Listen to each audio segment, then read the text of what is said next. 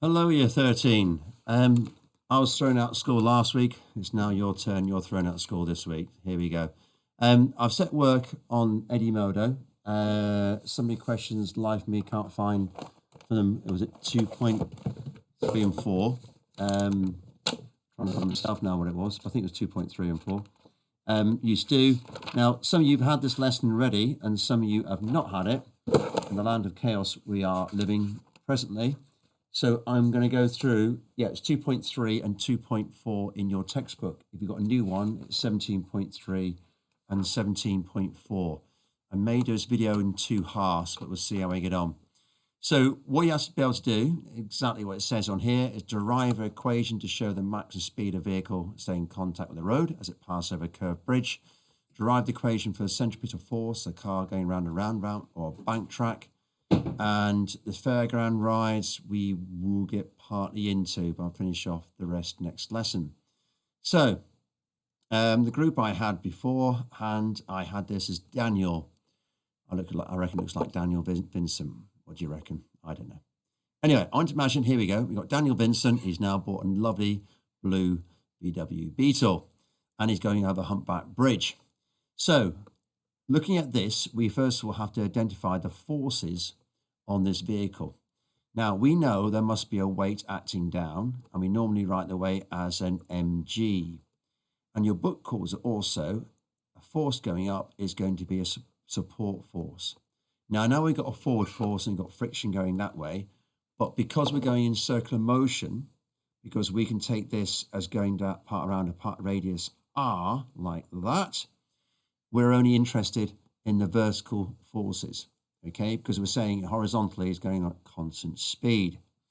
Now, you already know the work we've done previously. We know F equals mv squared over r, where F is centripetal force, m is the mass, that's your v squared, and r is going to be your radius.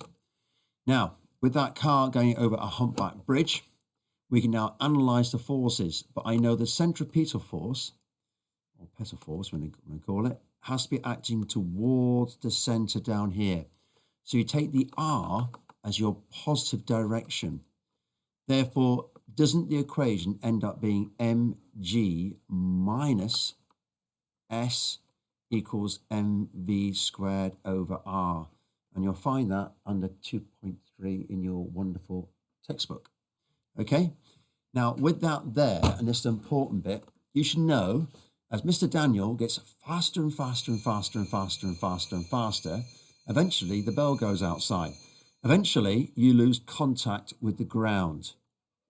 Now, if I lose contact with the ground, won't S go to 0?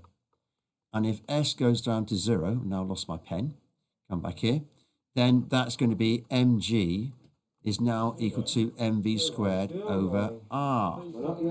And now we've got Mr. Mumba coming in the classroom as well. I'll try and talk over him. Now, if you got that in your equation now, you cancel your m's, okay? And then it means v squared, hello, Mr. Mumba, is equal to gr. Then all you do then is you write down v equals root g over r. So basically, this is the velocity you need to go to just lose contact with the ground.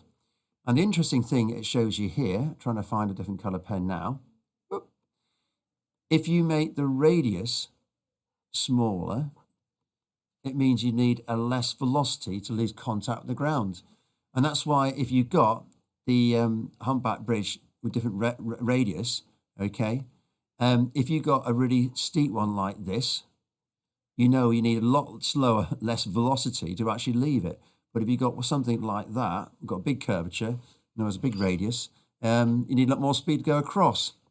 Now, I showed this video to other people, and I hate to see you missing out, is this one. It's a lovely little video, because a very special person, Stephen Hawking.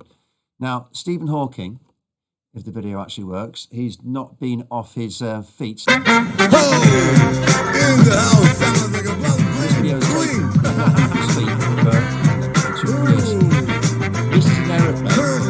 They seem closer without like this. It's smiling nicely closer. Now, how that works, I'm actually talking. Go away, you horrible thing. Is if you then put a plane, getting back to my black pen, and the plane flies in a curvature like this, and here's going to be your aeroplane flying along, what you can do is get your acceleration A equals v squared over r, and you can map it to where it's going to be the value of g, which is actually what you're doing here. But if you could make the support force equals 0, won't you start floating in the air? And that's what we're doing Stephen Hawking there. They're having flying in a curve, and what he's doing then is floating in the capsule. Now, the next one, before I pause the video, this is the case here of you going around a corner. Well, if you're going around a corner with a car just like this, woohoo, get on my car like that, imagine the car. Okay, this is looking that way at that car. Yeah, it does look like a car, honest. Okay, now, for the car around a corner, again, you got F equals mv squared over r. Okay, now, this point again, there must be something providing the centripetal force. Well, there's nothing in contact with it. Of course there is. This time, what is providing the centripetal force, isn't it going to be friction, which I'm going to call Fr. Now, this time, your Fr is equal to your mv squared over r, okay? Therefore, the friction provides the centripetal force. But you know, if you go around a corner and you increase your velocity, try and get hold of blue pen again. Is that blue? Yep. If you make your velocity bigger, okay, won't suddenly the centripetal force also increase? Well, the friction can only get to its maximum value. Eventually, it cannot get any bigger at all. And if it can't get any bigger at all, the equation becomes unbalanced. So guess what happens? The radius starts to increase. So in other words, your car here will start going out there, and it does that to increase the radius. So now, pen come back in the right spot, just over there. Your radius becomes larger, and what it's doing is balance the equation again, so you now have centripetal force.